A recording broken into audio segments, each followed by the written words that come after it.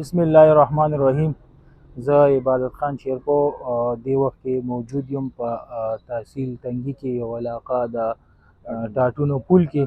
د ټاټونو پل یو نری شانتې سړک دی، کو تاسو ته ښکاري. په دې به خلکو ته ډېر زیات تکلیف و کله چې د قومي وطن پارټۍ صوبایي چیرمین سکندر حیات خان شیرپو د ایریګیشن منسټر شو، نو لومبي هغه دلته دوره کړې وه. د دې ځای د خلکو دغه چې کوم تکلیف هغه کتلی و، بیا هغه د دې ځای عوامو لپاره یو خوشخبري ورولې، او دا پل چې کوم دی هغه د دې لپاره افتتاح چې کوم ده د دې وکړه.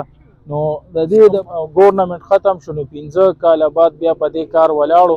اوس الحمدلله بیا زما په خیال چې په دې کار چالو نو دې وخت کې موږ سره د تحصیل تنگي یو مشر ولاړ دی، موږ به د هغه نه د دې حوالې سره تپوس کوو.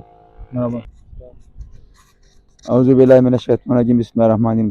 تاسو عبادت او تاسو شکریا ادا کوو. تاسو راله دا ټاټونو پل چې کومه منصوبه ده کنه، دا سکندر حیات خان شیرپو چې کله ایریګیشن منسټر و، نو په هغه وخت کې زمونږ د تنګي عوامو دا مطالبه وه چې دلته کې دا پل ډېر تنګ دی، او یو اکثر به داسې حادثه وشوه چې موټرسایکل والا به سلیپ شو لاندې به راپرېوتلو، نو تازه کې یو هلک اک رسېدلی و، دغه ځای نه راپروت و. بیا سکندر خان ته مونږ ویل چې راشان دا ډیمانډ د خلکو او دا پل دوباره بل جوړول غواړي.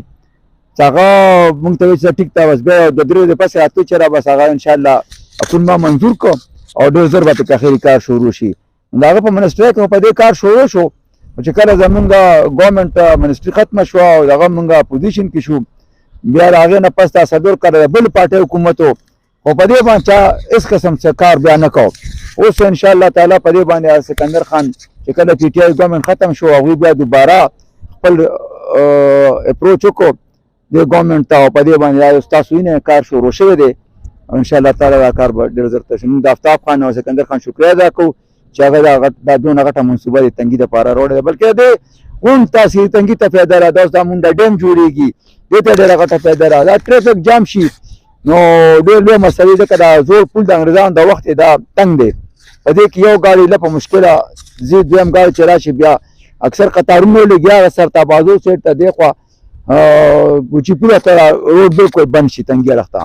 نو موږ د سکندر خان آفتاب خان شکریه ادا کوو چې هغه دا پروګرام سټارټ دا پل موږ ته هلته منظور کړی دی. او انشاءالله تعالی یو بله خبره دا کومه چې 15 کاله چې دلته د چا سکندر خان نو د بل چا دلته کس منتخب شو، نو آیا هغه سره دا احساس نو چې زمونږ د عوامو ته زما دا حلقه ده، زما د عوامو ته دا تکلیف دی، نو آیا چې په دې باندې دا کار روکو نه شي او زر تا زره کمپلیټ شي؟ په کار دا ده چې هغه پې دا کار تیز کړو.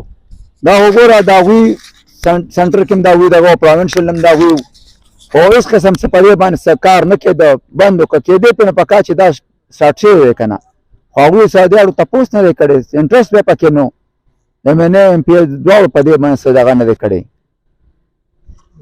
بس موږ د مشر آفتاب احمد خان شیرپو صاحب سکندر خان شکریه ادا کوو، خصوصا ستاسو شکریه ادا کوم چې راغلی او د دې ځای ته دلته د پوله دغه مو کړه، معاینه مو کړه.